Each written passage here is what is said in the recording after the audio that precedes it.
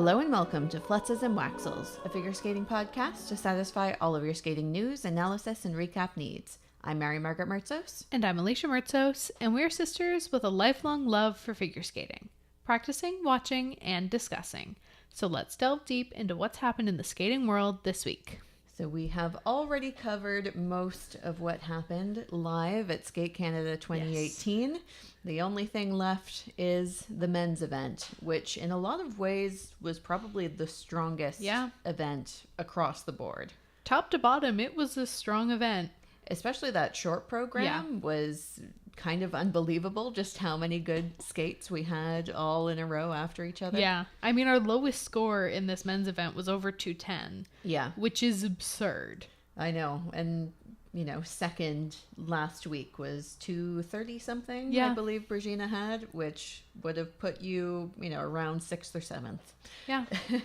About 7th this week. It was a really good field, a really exciting field. Not quite as strong in the free skate as the short program, but still overall, some really strong free skates. Yeah. They just weren't all amazing. Yeah. Which is a high bar. We can expect that in the short program where 90% of them are quite strong. But the free skate, we have to give them a little more wiggle room than that, unfortunately. Yeah, especially since, the shorter time with all of the elements packed in. It's brutal.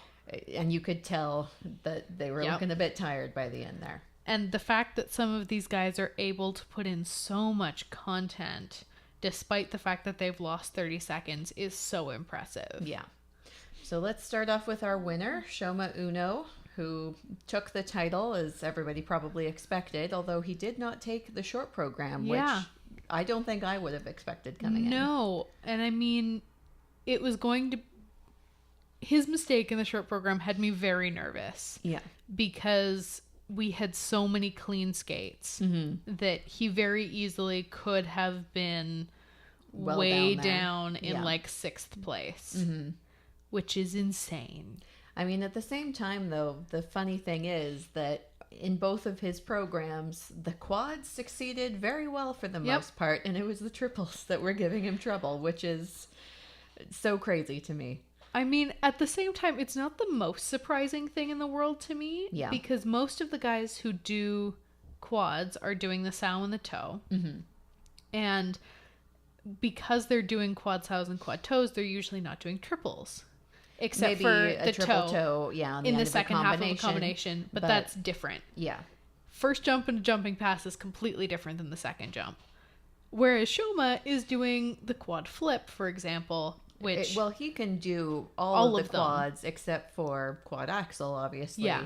So you train your body to go for that many rotations, and so then when you say, okay, we're only going to do 3, it has to be so hard to control that rotation at that point. Yeah, well, and definitely in practices and things. I mean, I didn't see him attempt many triples other than the triple axle.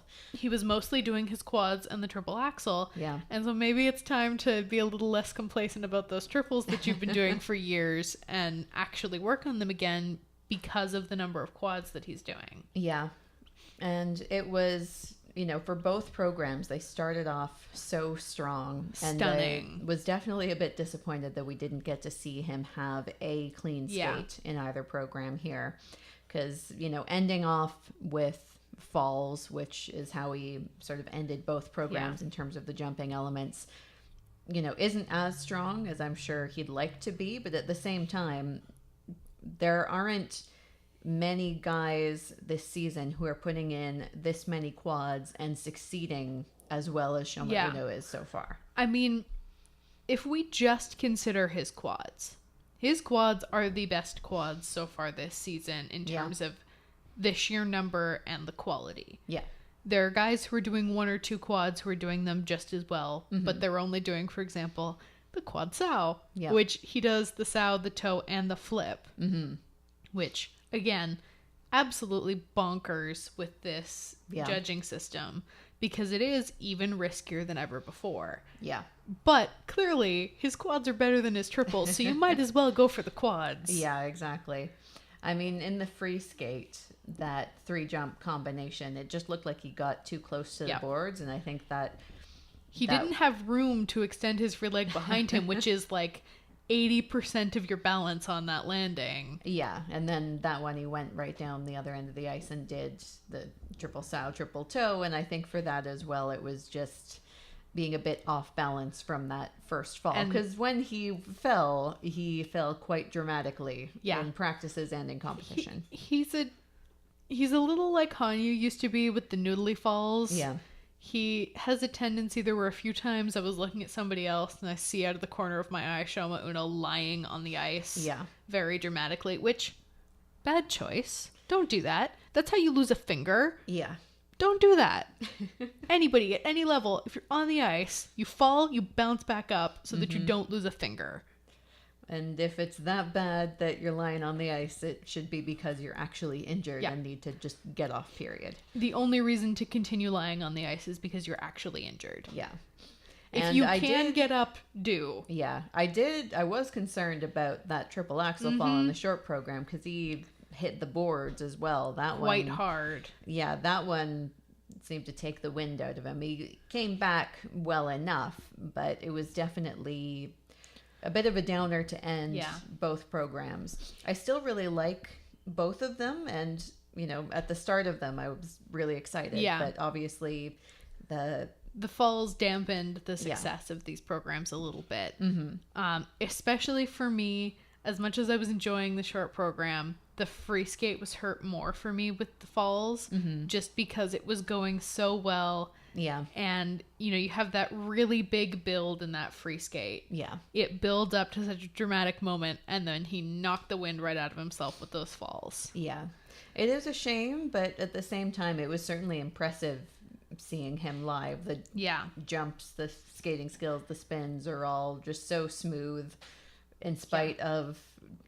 His warm-up style, his practice style is very similar to Hanyu's in a lot of ways, where they both just kind of skate around the ice, not doing a whole lot to start, and then all of a sudden, here's a jump, and let's just skate around the ice a little bit more, not doing much. And he's not like a Satoko Miyahara who sometimes does that, but does like stroking exercises in the middle, where you're like, no, this person is working, they're just not working on the jumps. He's just like aimlessly like you would at a public skate. That is what it made around me think of. The rink with the arms flapping. I'm just going for a casual stroll around the ice. And then, oops, here's a quad flip. Yep.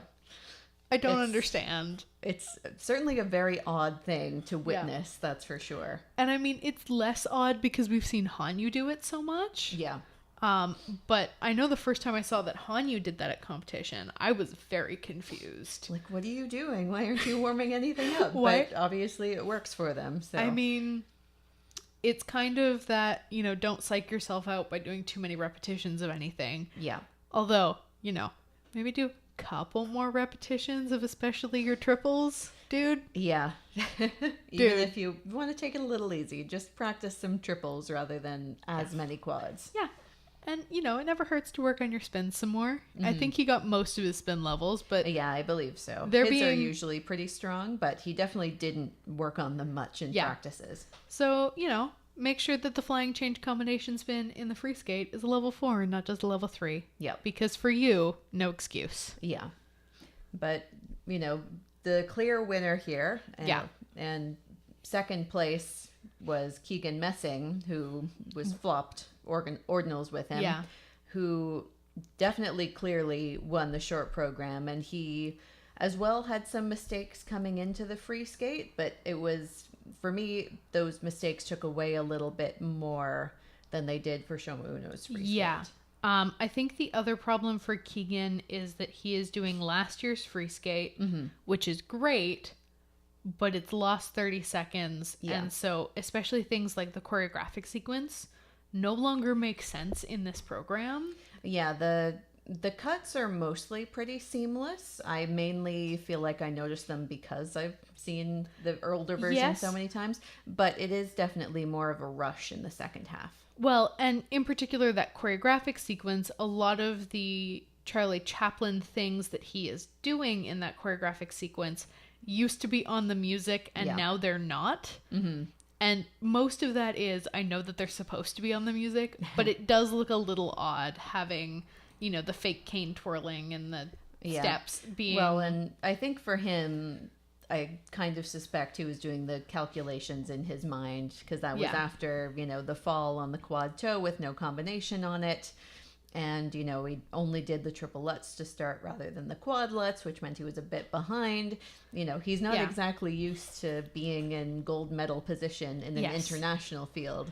So I'm sure it, completely was understandable. Yeah. But it meant that those mistakes took away much more from the program, because it is a fantastic program. Mm-hmm. He just didn't do it to its full potential this weekend. Yeah, it is a shame, because the short program especially was just so strong. Yeah. I really like the short program for him. And it really shows off the strength of his jumps and his spins really well.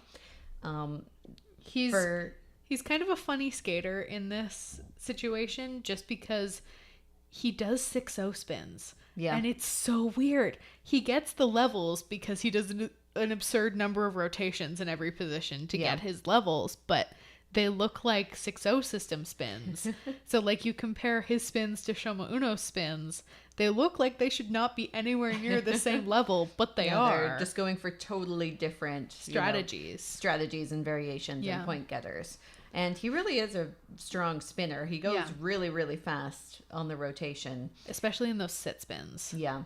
And his jumps are way more controlled than they used to be, especially the axle. The axle is so much better than it was even just 2 years ago. Yeah.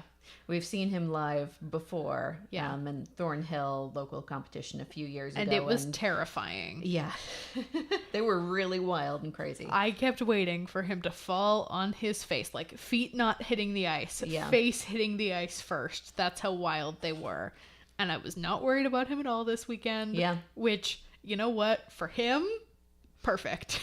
And I mean, even through practices and things, the jumps were mostly looking pretty strong. The only big things that he seemed to have consistent issues with were occasionally the quad toe and a bit more frequently the quad Lutz, which is not going very well. That's a relatively new jump for him, though.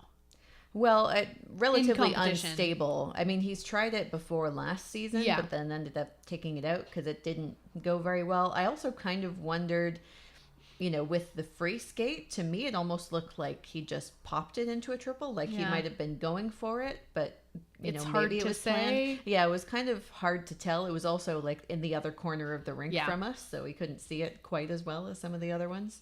Yeah, but I mean, his axles are much less wild than they used to be, and all of his triples are much more consistent. Yeah. And again, if your quads are a little inconsistent, it's not the worst thing. It's fine. Not worried about it. And I mean, really, he wound up about 10 points, 12 points behind Shoma Uno. And, having that quad toe in combination wouldn't have made all the difference, but it certainly would have been pretty close if he'd been able to get that. Even just a double toe.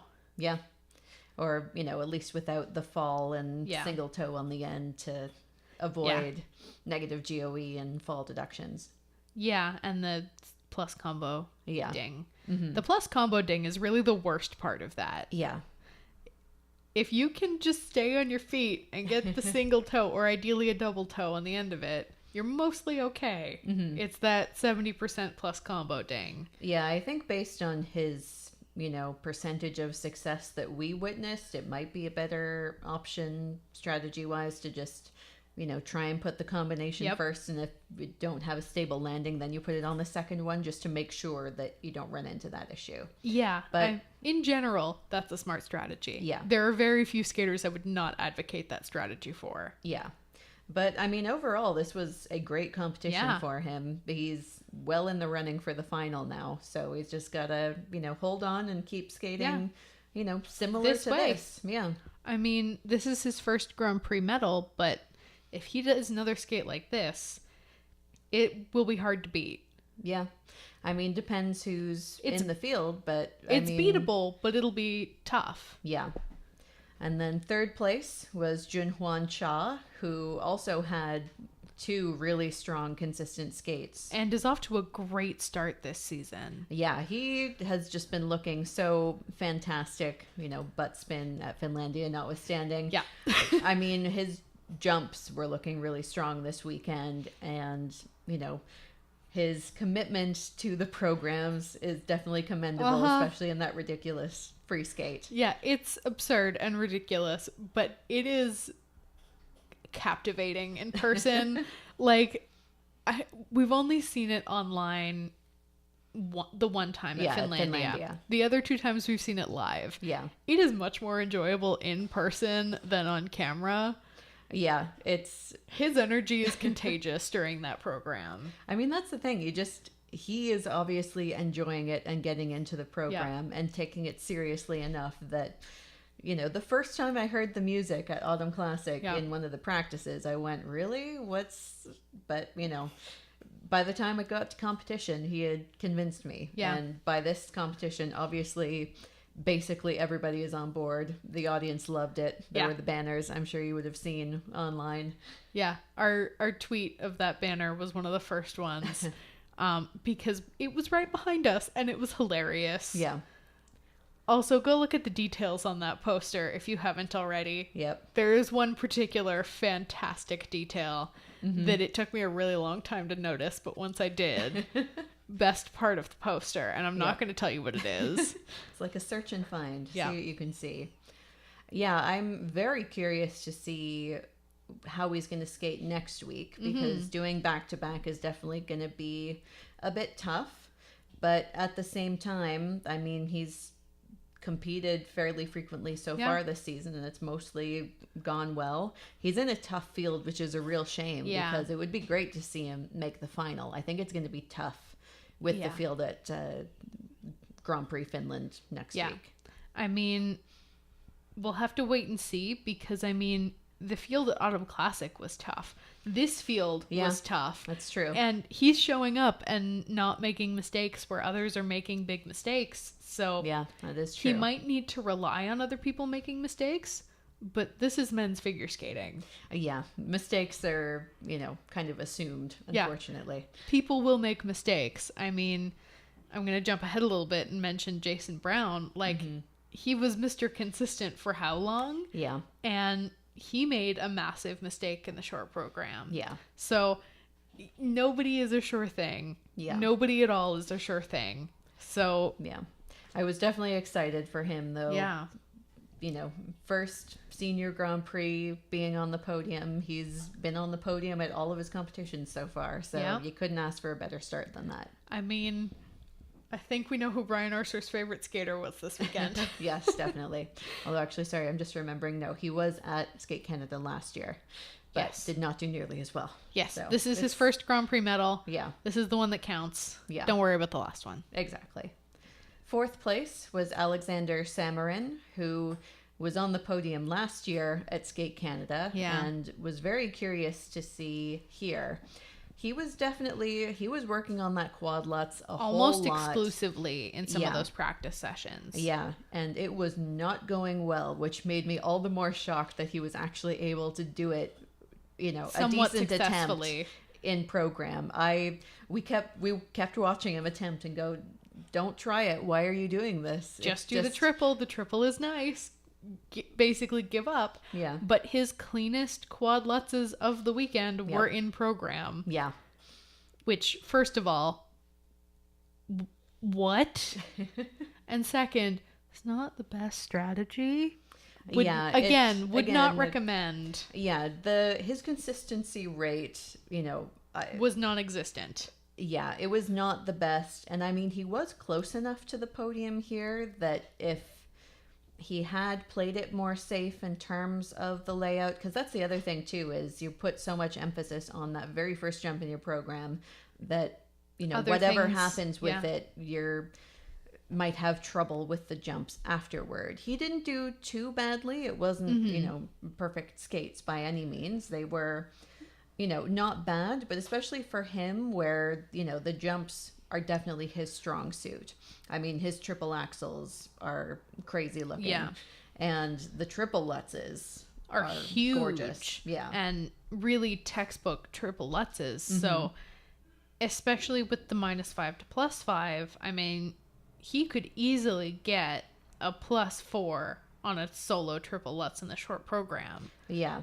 And I mean, he does it in the combination, but it's fine. Don't worry about it. Just do the flip toe or do the flip by itself. Yeah. You basically don't have to change anything. Or just, do quad toe. We've seen him do some of those pretty decently. And again, it didn't land him in hot water here, but I absolutely could see it happening just based on how many times he did it and how many times it did not go well.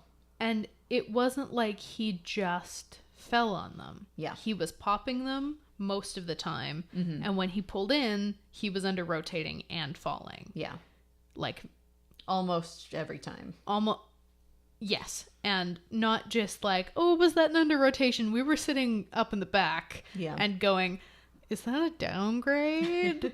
Are you sure you want to try this in program?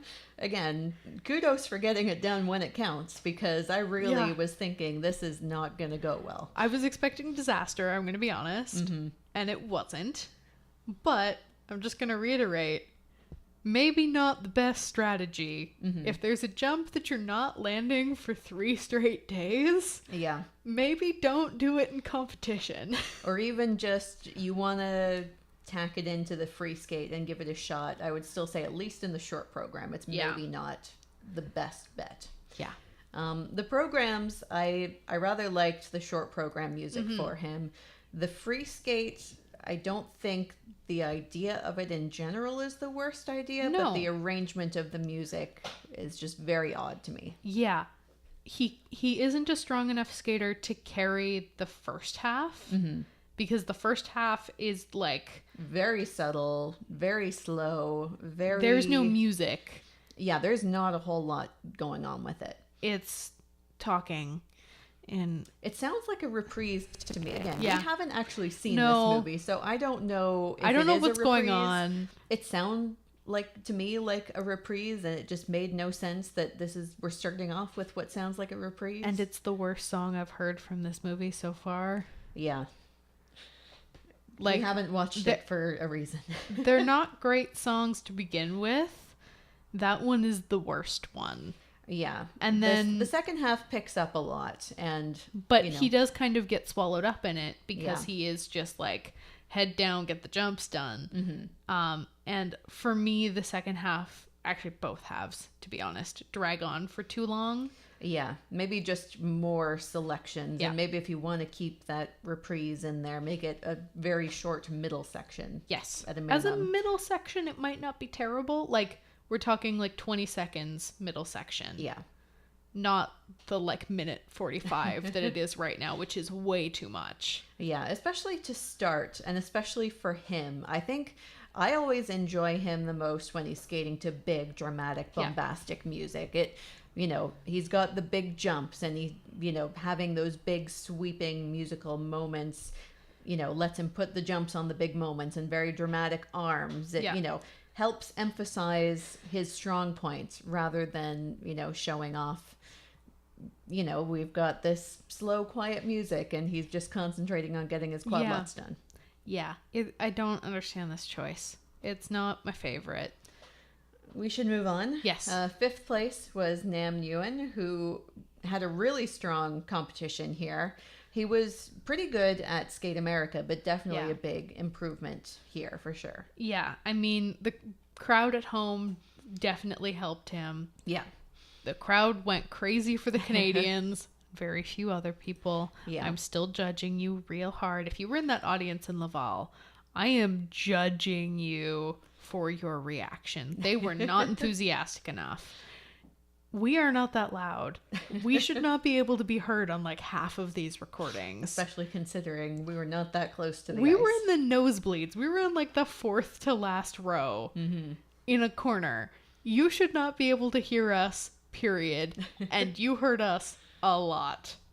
Yeah, but for Nam, he definitely got the crowd going. Yeah. And I mean, both these programs are kind of designed to do that anyway. Yeah. For him as well, it was good to see that the quad sows were working well in program. He had, I don't know, maybe like a 50-50 success rate in practices. He had some great ones. He also has had a whole lot of crazy pops. Yeah, and a couple of wipeouts. Yeah. Which concerned me. But again, managed to pull it together. Yeah. And his rate, in terms of guys who are scaring me with their jumps, his rate was one of the better ones. Yeah, definitely. There were definitely guys with better consistency rates, but I was not worried about them. I was worried about Nam, but he had a higher success rate than someone like Samarin, who had a big fat 0 consistency rate. We didn't see him land a single quad lutz, like not even, was that maybe under? I didn't see one of those. Yeah, Nam, at least, he did have lots of really strong looking quad sows. They are looking a lot better in general. Everything is looking better. Yeah, definitely. The one thing still for me that I desperately want him to go home and work on are those spin levels. I mean, the spin levels, it wasn't just him who was having a hard time with them, but 2V on the flying change combination spin. Yeah. I mean, the rest were a little better. We got 2 level 3s and a level 4. That's not terrible. But again, these are levels that you don't need to be missing out on. And also... And step sequence level 2. Yeah. I mean, but for a lot of people... Almost everybody got a step sequence level 2. I am less concerned about the level 2 step sequence and more concerned about the flying change combination 2V. I don't like that. That is bad. Fix that, please. Still, though, I was also pleasantly surprised that he switched around the order in the free skate so that we have the triple loop not right at the end. He does Somebody's that listening before to the us. spin. Well, either that or just obviously it did not go well at Skate America. It leaves you with a bit, on a bit of a disappointing note where the last thing you see is a rough element. Yeah, exactly. So even just doing it before the spin, ending with the spin, it's less risky and it definitely paid off here. There's a reason most people end on a spin. Yeah. Easy to get your level in time. Also, if you're behind your music, you don't risk losing the entire element. Other option, ending on a step sequence, but you can lose your levels really easy if you have to rush. Yeah. So just end on a spin. There's a reason it works. Or even, nobody does it, but choreographic sequence to end. I can't think of anybody who some of the junior seniors do it because actually that's true. Because they tack on the extra time for that element and then they just do it at the end. That's the only time that we ever really see that. And a lot of them will still move the spin to the end and it's like, you didn't need to do that. You can just end on your choreographic sequence. Yeah. But yeah, overall, definitely a good outing for Nam. And, so far this season, I think he's, looking pretty strong to be, national. In contention. Well, I was going to say likely national silver medalist and get that second world spot. He's definitely in the conversation for national silver medalist, and he is selling himself for one of the 2 world spots. Yeah, definitely. 6th place was Jason Brown, who, as we mentioned, unfortunately had a real rough go in the short program. I mean, let's be honest. It was a disaster in the short program. Yeah. I mean, it would have been less of a disaster if this had been more of a regular men's event where we had tons of errors, but this was a really good men's short program. So when you have an under rotation on the triple axel and only a triple lutz double toe that's not done very well, and a fall on the axle. Yeah, it puts you way down. Back. Yeah. I mean, he was an 11th out of 12. He came back well in the free skate, which honestly kind of shocked me. Just because, again, in terms of people working way too much on their quads, I think for me, Jason Brown wins that. Definitely. Dubious. He spent 2/3 of his time working on the quad. He was only attempting one of them. Yeah. He wasn't like Samarin doing one in each program. Also, like Samarin, big fat 0 on the success rate. Yeah, he popped so many of them. He only pulled in for like 10% of them. Yeah. And maybe a little more, but... Yeah, and those ones, lots of step outs. None of them really looked around. Honestly, his success rate at the Autumn Classic in the practices was better than it was here. Yeah. Quite a bit higher. Which is why it still shocks me that he decided to try putting it in the free skate. Because again, it was not anywhere near working. Jason, or somebody on this team, please tell us the logic behind this, because I don't get it. Unless it's just this idea of we're going for it no matter what, so that eventually you'll be used to going for it. But I would say if your success rate is as low as it was here, what's the point in going for it? go for a solid triple sow. Yeah. It would have gotten you more points because he doubled it. They were very generous in giving him +2s for the most part. Well, and it was good as well that it didn't throw him off the way it did at the Autumn Classic, where he, then popped the axle and, had struggles after. I will say his triple axles overall were definitely looking much stronger. Obviously, the one in the short program didn't go great, but the free skate one was much stronger. It was good. And we did see a lot of good ones in practices. Yeah. Most of the triple axles he did in practice were at least decent. Yeah, a few were under-rotated, definitely, but he was, not really popping and landing most of them. Yeah. And even the ones that were under-rotated, for the most part, he was able to stay on his feet, which, for Jason Brown... is success. That's success. Staying on our feet and mostly rotating our triple axle, that's what I'm hoping for him, which is why I'm a little confused about this quad sow strategy. Yeah, it is odd. I don't fully agree. Yeah. We were both really hoping that...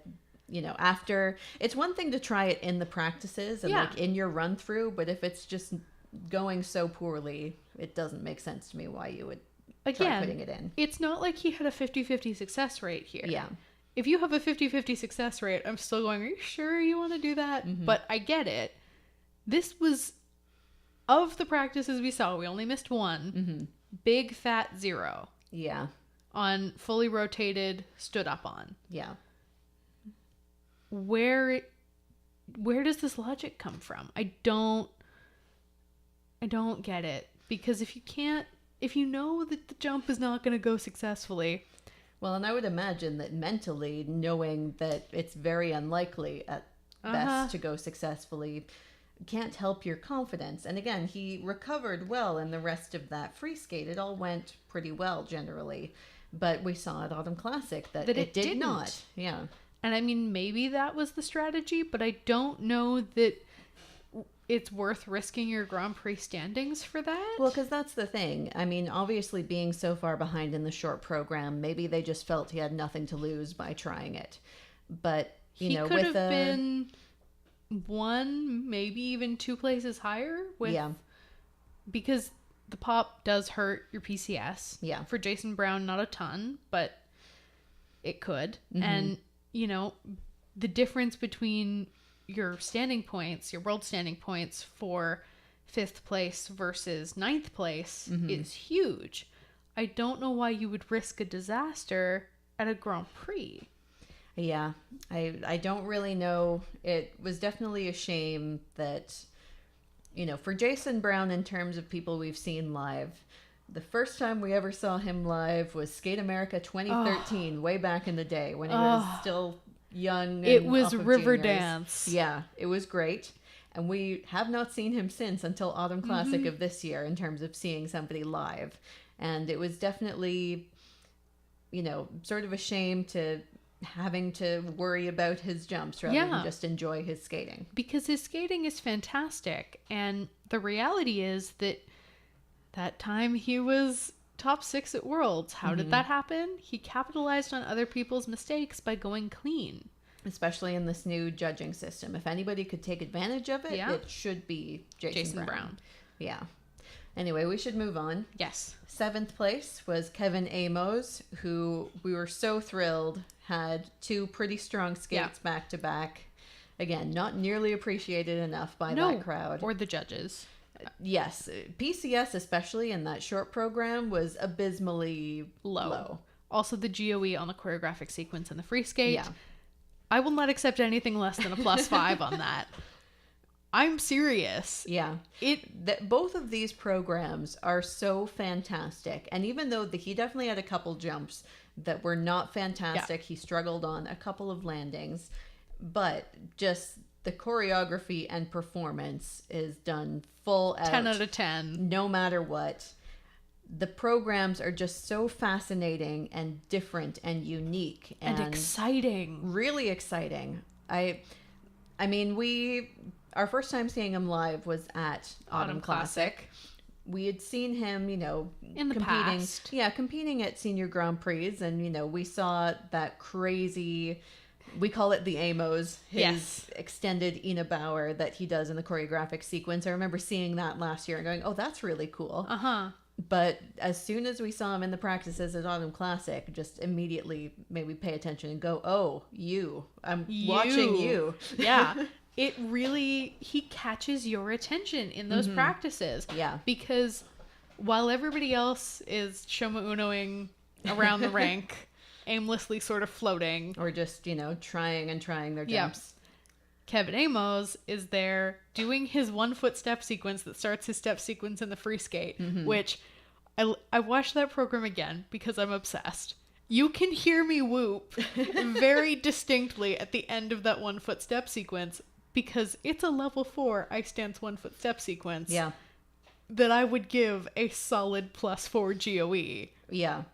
There are just so many great moments. I mean, like the side aerial and all the just cool, different little moves that don't count for anything, but all of those little choreographic touches that make you take notice and go, okay, he is committing totally. The entry to, I believe it's the triple Lutz, triple toe in the short program, or actually no, it's in the free skate. It is in the free skate. Oh yes, the leg extended, leaning back, extending his arm out.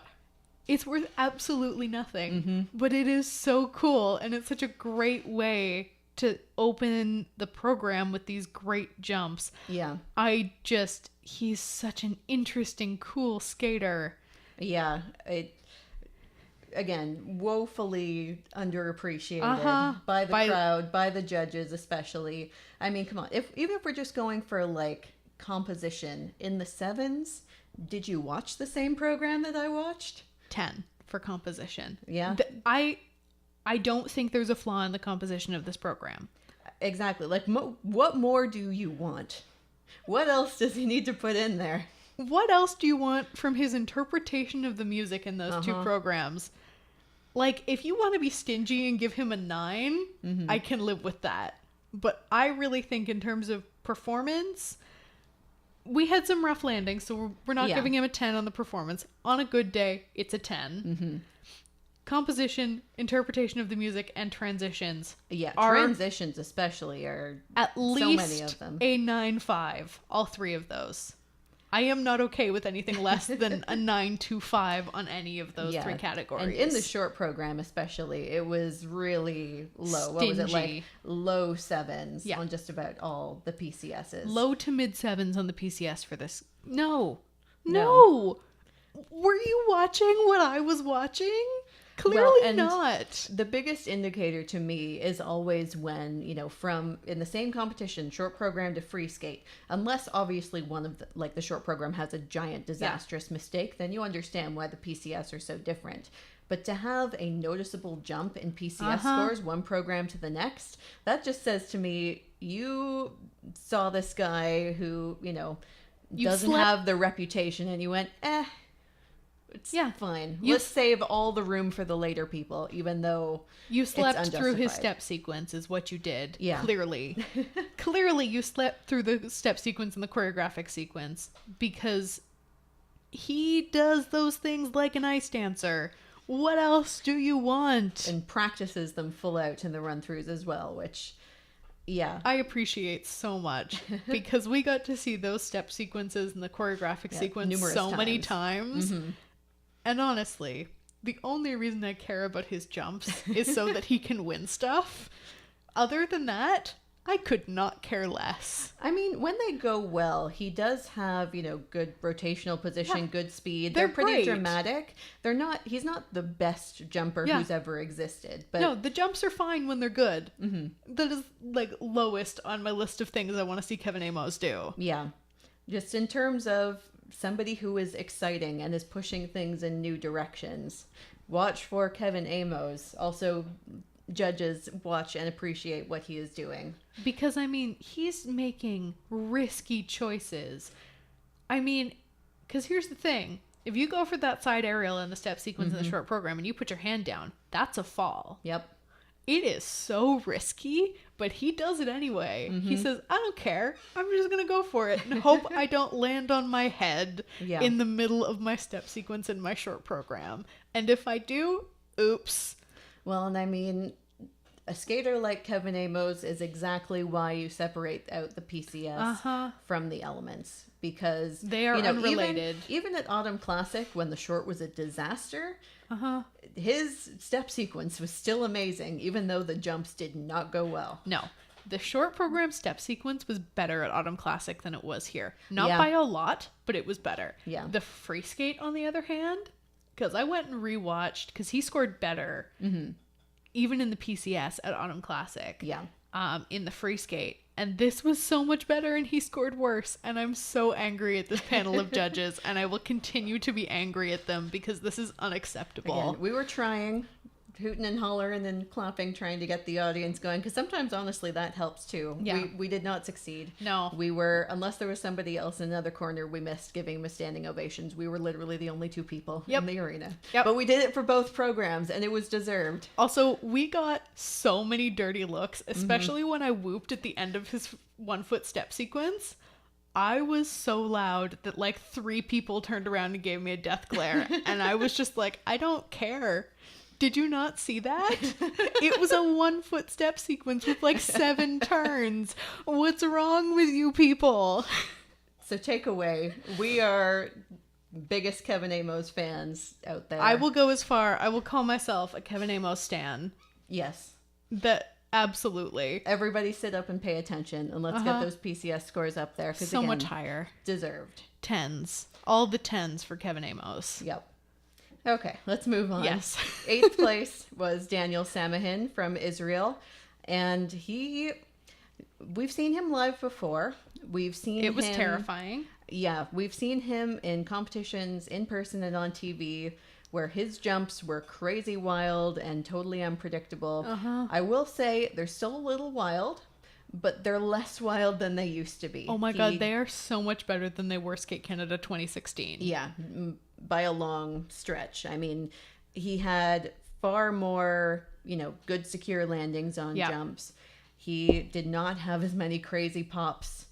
It was just overall looking like a much more matured and confident, comfortable skater than we've seen in the past. Don't get us wrong, though. There were still lots of crazy pops that make me very nervous. I hate when he does that thing where he tucks both his knees into his chest.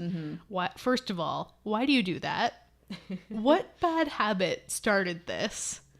The worst for me is when he falls and refuses to put his hand down. I was about to say or even when he doesn't fall, but he's about to fall and keeps his hand in. Again, I totally get why. We all remember Skate America last year where he dislocated his shoulder in the free skate, and that was awful. And I'm sure you don't. Traumatic. Yes, and I'm sure you don't want that to happen again. But doing that will make things worse if you do fall, because then you're not, you don't have any protection from smashing your face into the ice. Because here's the thing. Your joints in your upper body, assuming everything is functioning well, will give way underneath your body weight when you fall. And it's a shock absorber. It's like a spring. It saves you from jarring anything. And yes, things can go wrong we saw, but that's more unusual. Yeah, that's extremely rare. Up to this point in his life, he probably fell a billion times like that and was fine. Or mostly fine. Or, minor bumps and bruises and a little sore, but probably has never dislocated his shoulder before. Or if he has, it's been twice in his entire life. As opposed to, you don't put your hand down and you keep it tucked into your chest so your face hits the ice first. Or even just your chest hits and you get the wind knocked out of you. Well, and the other thing is there is then no shock absorption. Yeah. So you are taking the full weight of your body plus gravity plus the speed of rotation. And, all smacks onto the ice in one probably small spot. That can do a lot of damage. Guys, put your hands down. Yeah, and again, I totally get why he does it. We all watched. We know what happened. Luckily, he didn't have too many of those here. He did still have a few that made me really nervous, and again, luckily nothing bad happened from it. but we just don't want it to become a problem in the future. Because just don't get into bad habits. Because the thing is, it's going to take one time for your hand to not go down before your face hits the ice, and you're going to wind up with like a broken eye socket or something. Or a concussion, or... Well, if you break your eye socket, you have a concussion as well. Yeah. Concussion is like best case scenario. You just have a concussion. Yeah. Which, those are hell. So, always better to dislocate the shoulder. They go back in and they heal relatively quickly. Yeah. Your face and your brain are not going to heal nearly as quickly. Yeah. All that to say, he made us nervous. He always does, though. Exactly. He always does, and I was less nervous than in the past. So, and in terms of, the skates, the short program was definitely one of the best we've seen from him in a while. The free skate, we had more mistakes popping in, but it was really good to see him have a good, clean short program. Yeah, with the exception of that pop double toe, everything else was pretty okay. Yeah. A lot of the jumps were not amazing, and he did have a couple falls, but he was going for everything, and the falls were not crazy wild, despite the fact that one of them was on that quad sow, which used to be the jump that made us so nervous. Yeah, and like we said, he did have a couple really rough landings in the practices, but again, they were better in competition than some of the ones we saw in practice. And even in practice, most of the jumps were mostly rotated, if not fully rotated. Yeah. It's mostly just controlling the landings for him at this point. Yeah. And seeing them in person, I really enjoyed both programs. The music choices are a really good fit. He's figured out the timing of the short program, so there was no issue. And overall, it was definitely, a step upwards. Still things that I'd like to see him fix. But again, I had far less nerves watching him than we did in 2016 at Skate Canada. Yes. Also, one last side note. I agree with the internet. Change the short program shirt. I don't like it. It's a bit strange. It doesn't really fit with the theme. And but small note. It's a small note, but easy fix. Yeah. Consider changing the shirt. 9th place was Kazuki Tomono, who kind of this entire event had some really tough struggles with quad sows, and Kazuki Tomono was definitely one of those guys. In the short program, that warm-up before he started skating was just a disaster in terms of his quad sows, but pulled it out there. Did not have as much success in the free skate. Yeah. Which is definitely unfortunate because he did some really strong ones in competition and in practices, but his success rate as well was not the greatest. Yeah, he was one of those guys that was in the 50-50 range. Like, half of them were really strong and the other half were kind of a disaster. I mean, at least for him in terms of, maintaining points, he didn't pop very many of them. Most of the time, if something went wrong, it was because he fell on it. Yes. So, always the better option. Yeah. Always better to rotate and fall than to do a double sow. If you're going to pop, triple sows are fine, as long as you don't already have 2 of them in your program. Yeah. We don't want you to have to do jump math. I really liked both his programs as well. It was really a shame that he had the mistakes creeping into the free skate, that we couldn't see it done full out. But I mean, for him, he's still so young, and this is, he had one Grand Prix event last year, but this is his first real full out senior Grand Prix season. Yeah, it's a tough thing to do and to be confident in.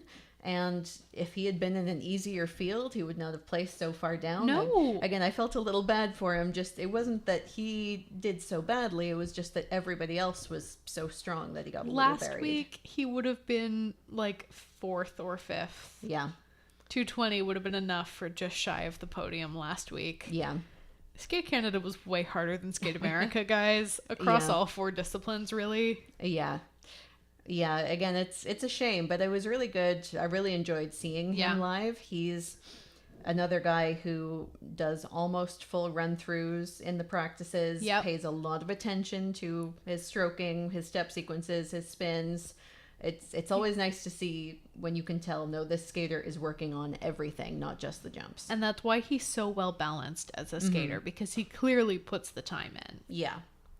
10th place was Alexander Mayarov, who as well had a fantastic short program.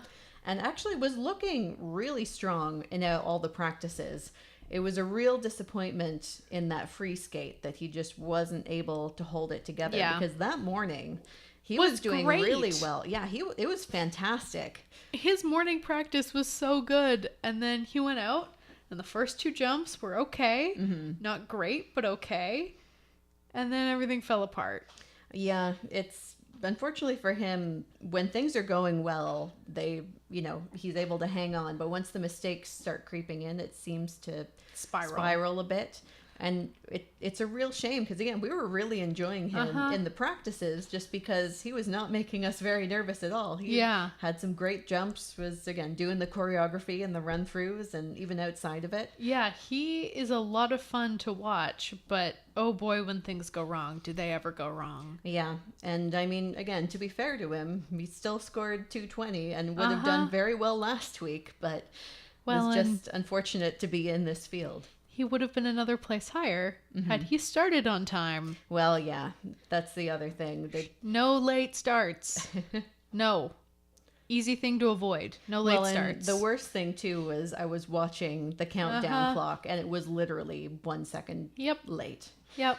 Which is always the worst, but that's why you really gotta... You gotta pay close attention to that clock. You don't have time... Because what he did was he chatted to his coach, and then he blew his nose, and then he went out onto the ice. Yep. After they announced him. You don't have time. If you need to blow your nose, fine.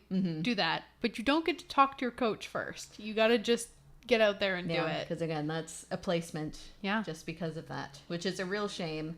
And it was definitely a shame we didn't get to see a good free skate from him. Especially because that free skate is so good. It's a lot of fun. And, again, he was... did almost a full run through in practice and it was looking really strong. It was so good. And then he did all of those doubles. Yeah. And single toes. Yeah. One of each toe. Single, double, triple, and quad. Are you sure that's the achievement you want, Alexander? It's something, I guess. It's an achievement. I don't know if it's the achievement we wanted coming into this event. Yeah, that was definitely a bit disappointing for the free skate, but really enjoyed the short program for sure. Brendan Carey finished 11th here and was very curious to see what he was going to look like since we haven't really seen much of him early this season. I like the short program for him. It was a pretty good, music choice, and it wasn't a terrible program by any means. Again, he was 9th because everyone else was amazing. So well. Yeah. He had a pretty standard short program that went solidly, but not amazing. And then the free skate. This is basically all we're going to talk about when it comes to Brendan Carey. Mainly. Is this free skate. Before we get into it, I do want to just mention Brendan Carey did very little in his practices. Which was odd to me. Even in the run-throughs, he did the step sequence and he did very few jumps throughout. And I do wonder if that played a bit of a role in his readiness for the free skate especially. Because in terms of these guys, he did the least over the course of those practices. Followed then by Shoma Uno, who did the next least.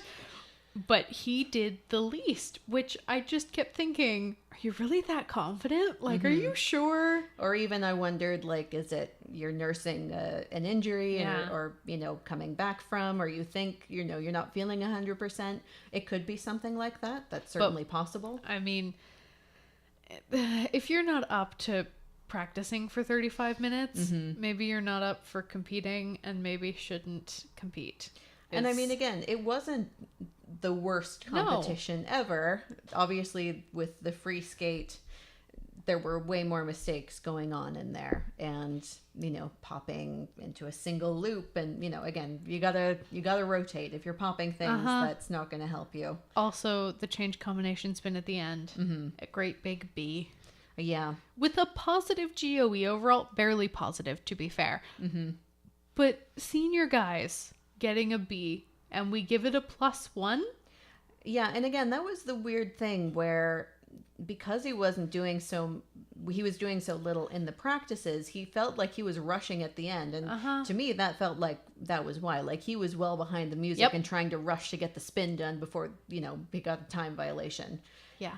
And that to me was the main reason why it was a B, because he was rushing, because he didn't really practice it. Yeah, he didn't look prepared for this free skate. Yeah. He looked ready for the short program. Yeah. And the short program went well, but this free skate he was not ready for.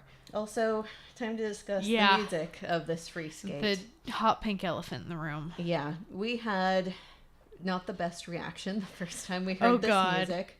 We giggled through the entire thing. Yeah. I can't help. I could not help it as soon as I heard it, and I went, wait, is that? No, it can't be. And then uncontrollable giggling for 3 minutes. Yeah. I do not. My only guess is that Florent Amodio picked his music. He must have. If you don't remember, I don't remember what year it was from. It was a couple years ago. Yeah, but you know that Pharrell song Happy? He was skating to that, except it was a really depressed version of the song Happy. And this is really what it made me think of. I have to imagine that it's the same guy who does like, here's a happy-go-lucky upbeat song, and I'm going to make it really depressing. Yeah, it was just such an odd choice. I just kept thinking, because he goes into, the original Grease, fun, upbeat for the second half. Like, why not just do, John Travolta's sad song, Stranded at the Drive-In, for your first half? It would make total sense, and it's not nearly as much of a bummer as that first piece of music because continuity-wise, John Travolta gets stranded at the drive-in and then tries to win Sandy back with the song that is the second half of the program, perfect continuity, as opposed to skating to the same song, first sad and then happy. Yeah, it was just a weird program. We just did a sad hand jive the entire time.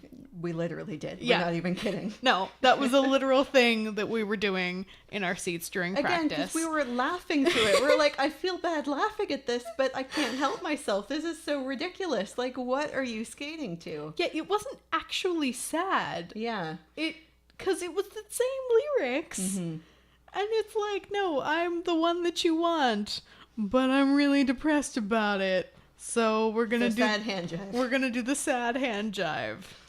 And I'm confused. I like Florent Amodio. I didn't like the sad happy program. I mean, once it picks up into the second half, I enjoyed it much more. He has a lot of fun with the step sequence, and he obviously gets more into that second half. The first half to me just kind of felt like a write-off. Like, we don't want to give him this really upbeat song for, so that he doesn't die. Yeah, so just, again, Stranded at the Drive-In. Exactly. That's all you need to do. There's not a whole lot of choreography in the first half. Yeah. You won't have to change anything. It's fine. I literally was thinking, like, just swap out the music. Maybe change a couple of movements to make it fit a little bit better. That's probably all you need to do. Yeah, there's basically no choreography in the first half. So yeah, again, he comes alive for that step sequence. It's a really great step sequence. The second half is fun. Yeah, that first half was just a whole lot of what am I watching? Throw it out the window. Yeah. Goodbye. No thank you. Yeah. No more sad. You're Happy the one songs. that I want. Yeah. Happy, you're the one that I want. I don't even... Uptown Funk. None of those are allowed to be sad. There are more songs on the list, but those are the first 3 that come to mind at this point. Yeah. All right, moving on. Yes. 12th place was Roman Sadovsky, who, again, was definitely the roughest of this bunch. Yeah. But didn't even have that bad of a competition. Last week he would have been middle of the field. Yeah. It was mainly that short program that really had him behind. I do think for him... He's trying multiple quads in the short program, and they did not go super well here. He was another guy, 50-50 success rate on his quad sow.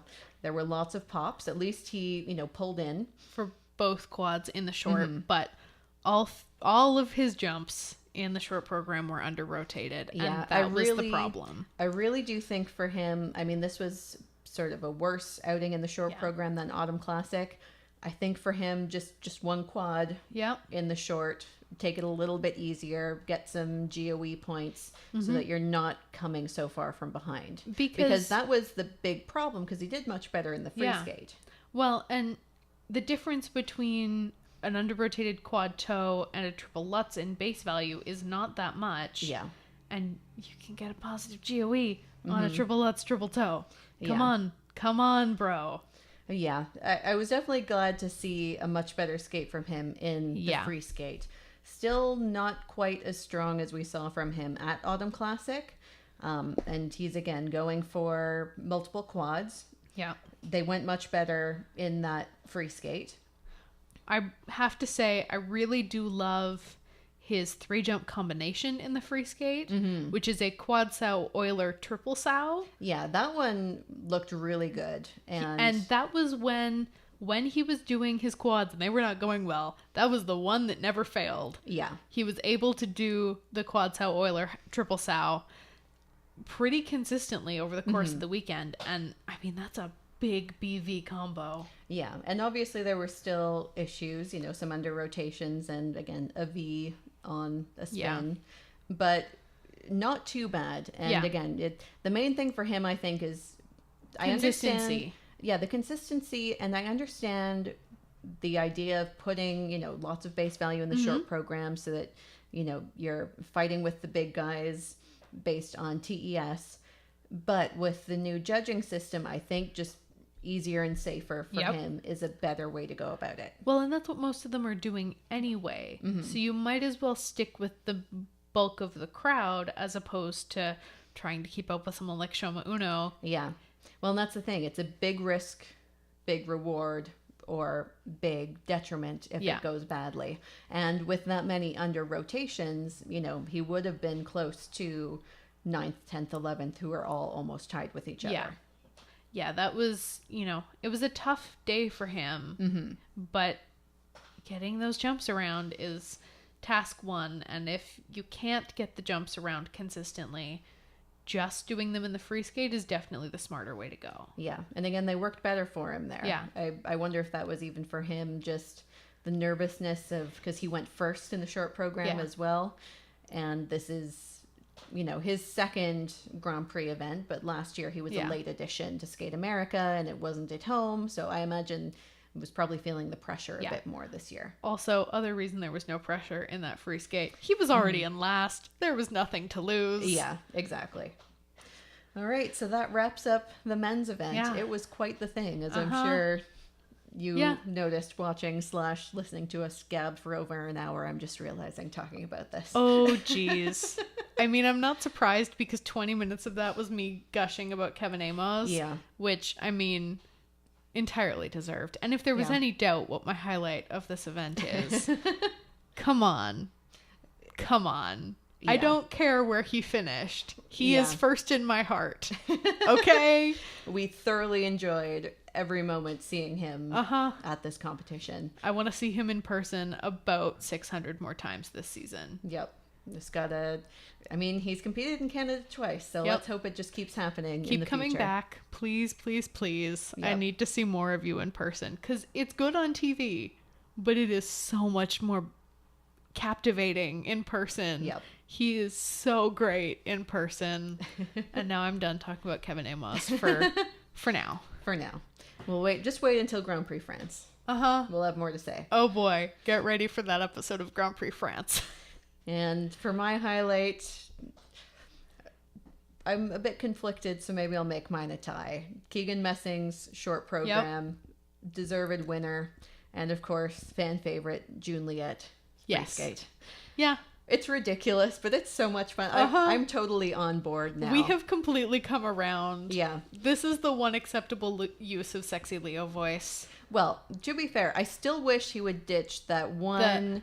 The textbook. Not the Juliet. No. And not the prologue. Yeah. Just the, I'm going to be really sexy and by whispering. Somehow that's sexy. I don't know. I don't agree. Also, it's unnecessary. Yeah. Just stick with, reading the prologue and him screaming Juliet at the end because, why not? Yeah. Those are the acceptable voiceovers, okay? Yeah. Let's just cut the one out from the middle and you'll be great. Perfect. We will no longer have any complaints about that program if you cut that. Yep.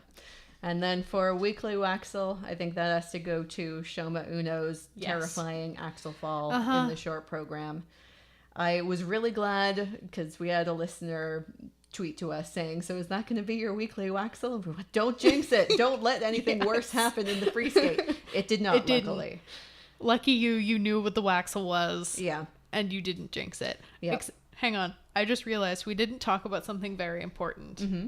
Keegan Messing's exhibition. Oh, yeah. That is so fantastic. If you have not seen it, it is Trashing the Camp from Tarzan. It is a really great program. He jumps on the boards multiple times with his feet. I'm not talking like jumping up and sitting on the boards all cutesy. I'm talking about like karate kicking the boards. Uh-huh. It was hilarious. Also falling in the middle of his step sequence, except it kind of works with the music. Uh-huh. So it was so great. In terms of takeaways from that gala, there were some good programs. Yeah. Definitely top 2, Keegan Messing and Elizaveta Tuktamysheva's crazy gala program. Watch those 2 if you haven't seen them yet. Also, Shoma's was really good. Yeah. I like that look for him. I really hope that his exhibition becomes his short program next year. That is my hope. I think it'd be a really good program. It's not the best exhibition because when I watch the exhibitions, I want ridiculousness. Keegan Messing doing Trashing the Camp. Yeah. And that's not Shoma at all. Yeah. But this is a really good short program for him next year. Please make it your short program next year. In case you have noticed, we actually watched the gala for once. Yeah, and we so usually we have don't, thoughts. But, we were, what else are you going to do on the train ride home? Yeah. So. All right. That is all now. Yep. We have finally wrapped up our live experience at Skate Canada. Unfortunately, that will most likely, well, no, not even most likely. That's it for this season. Yeah.